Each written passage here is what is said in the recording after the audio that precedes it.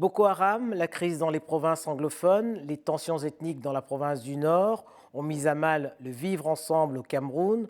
3 ans plus tard, que reste-t-il du grand dialogue national censé résoudre les fractures de la société camerounaise? Aboubacar Ousmane Mey, bonjour. Bonjour Madame Denise.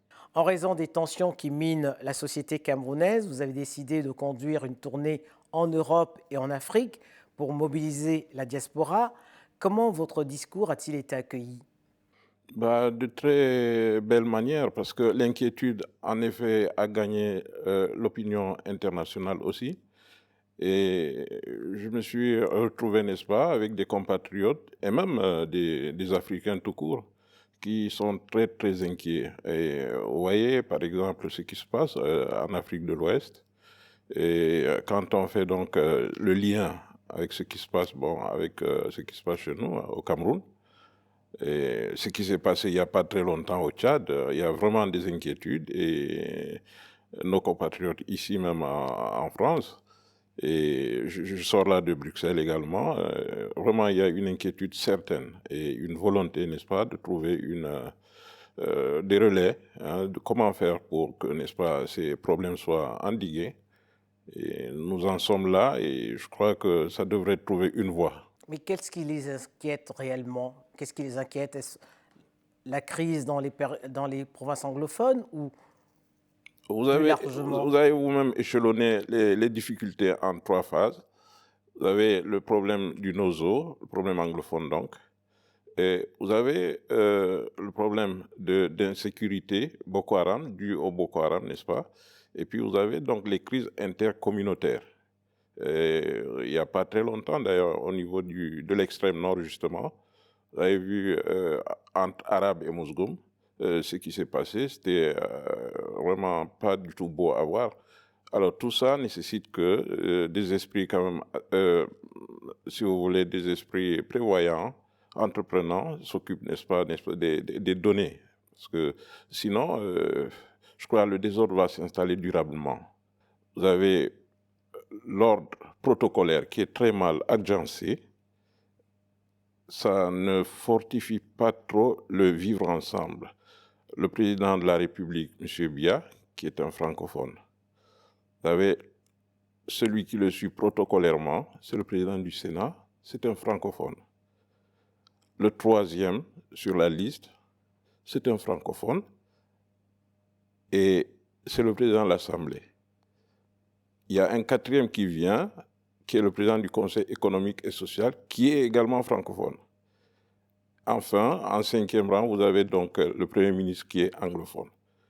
Alors tout ça ne rassure personne dans le nord-ouest ou le Selon sud-ouest. vous, il faudrait un meilleur équilibre de la représentation entre francophones et anglophones pour garantir cette sécurité? Ça va de soi, parce que quand vous prenez, n'est-ce pas, les pères de l'indépendance, ils avaient donc ce principe-là, dès qu'il y a un francophone qui était là, le suivant automatiquement, c'est-à-dire par solidarité et par patriotisme et tout ce que vous pouvez imaginer, c'est un anglophone.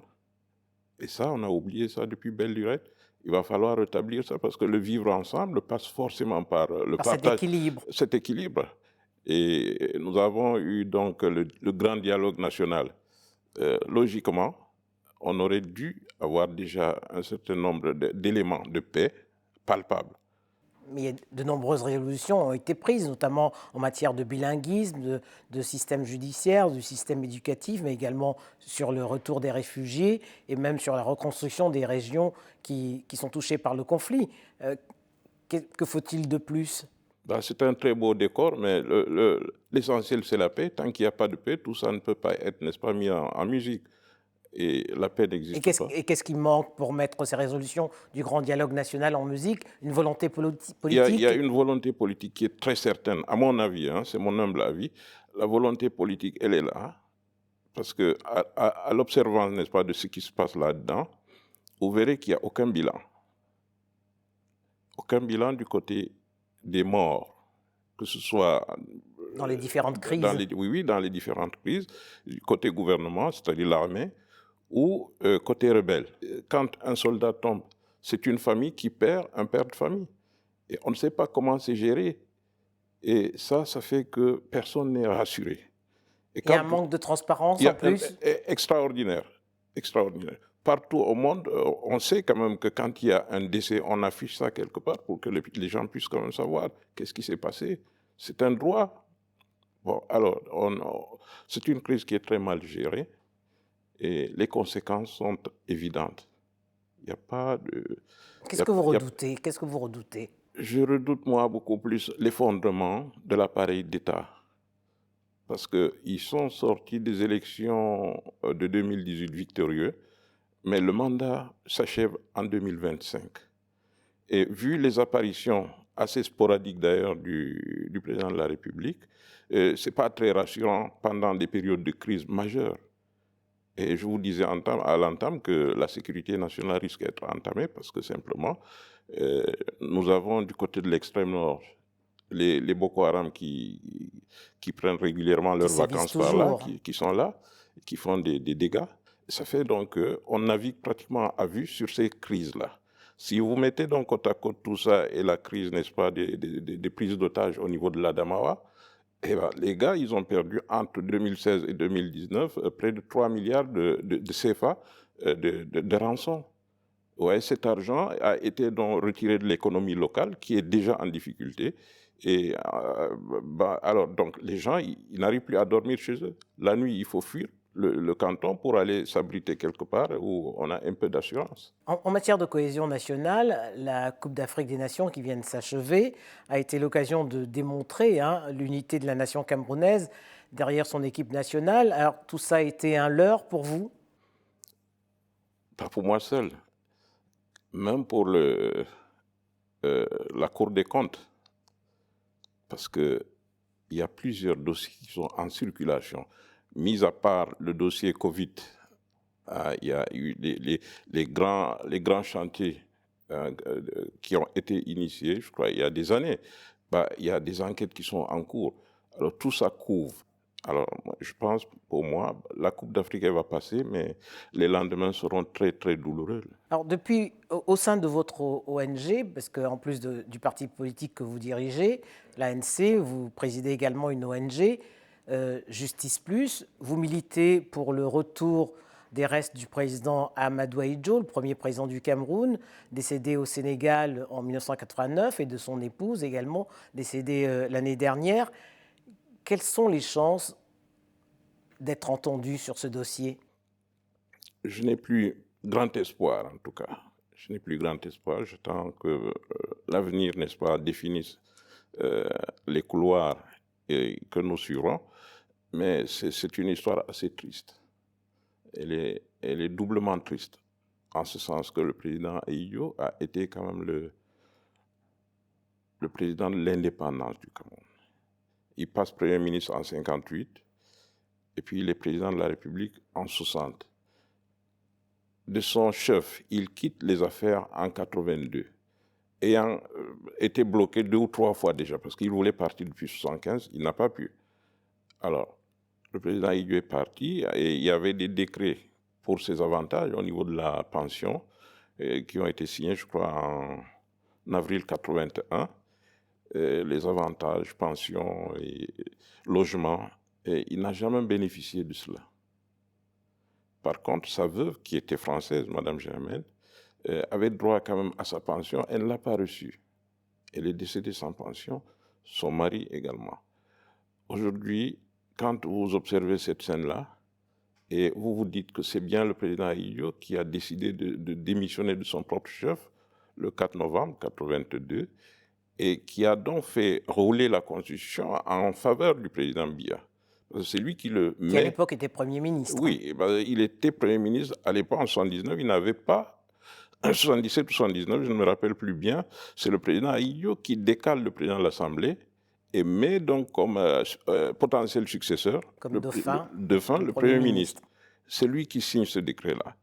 Et à la fin, le 4 novembre 1982, c'est lui qui décide de partir et demande au président Biya, parce qu'il l'a d'abord consulté. Et le président Biya, évidemment, a accepté. Et il lui a laissé donc les commandes. Comment ça se fait que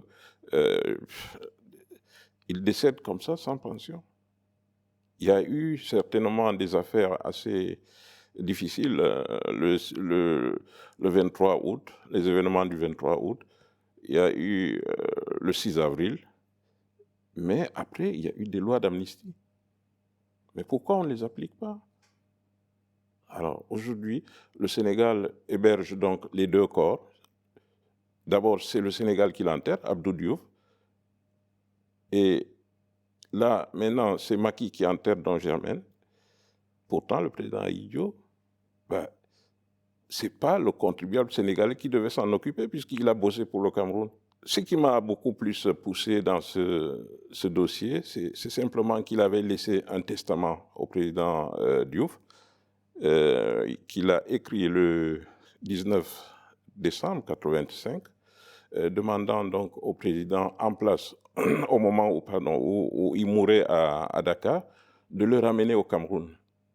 Or, des années avant, notamment en 1983, il avait indiqué où il souhaitait être enterré à Garoua, chez lui. C'est-à-dire il est dans une banlieue qu'on appelle Nassarao. Dans sa ville Il souhaite natale. sa ville natale. Il souhaitait donc qu'on l'enterre à Nassarao, aux côtés de sa mère, qui est décédée, n'est-ce pas, le 17 février 1983. Pour terminer, Aboubacar Ousmane Mey, est-on suffisamment audible en étant opposant et frère d'un membre du gouvernement qui est très en vue? Est-ce qu'on peut être audible?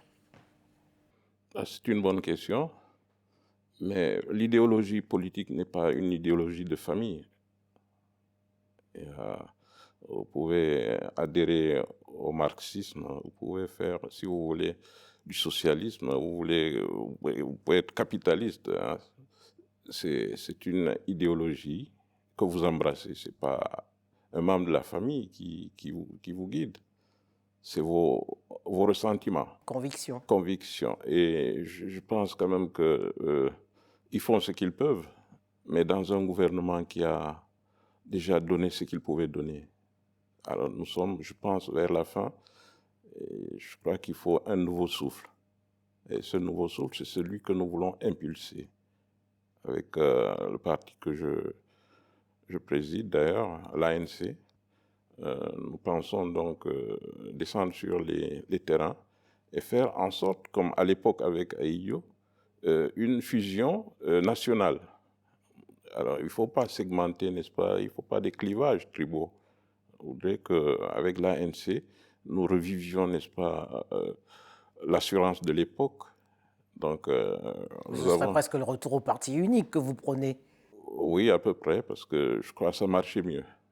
C'est plus d'actualité, le parti unique. Ça marchait mieux. Bon, c'est votre vision, mais moi, je pense que les Africains n'ont pas besoin de cosmétiques. Hein, parce qu'on a tellement donné, ça fait 30 ans qu'on court. Aboubacar Ousmane Mey, merci. Merci, madame.